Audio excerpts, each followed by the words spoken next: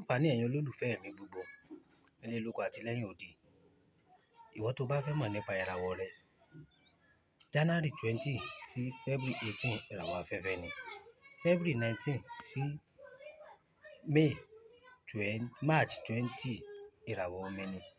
March 21 sí April 19 ìràwọ̀ iná ni. April 20 sí May 20 ìràwọ̀ ilẹ̀ ni. May 21 sí June 20 ìràwọ̀ afẹ́fẹ́ ni. June 21 sí July 22 ìràwọ̀ omi ni. July 23 sí August 22 ìràwọ̀ iná ni.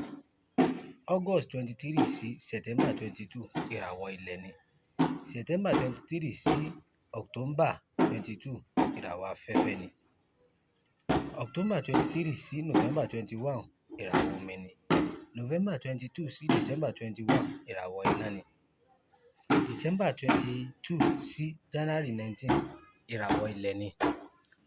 Aṣíwájú Ṣọlá Dàìró, ẹkùn èèyàn tí ló gbà fún bí bọ́ọ̀lù Boko Haram.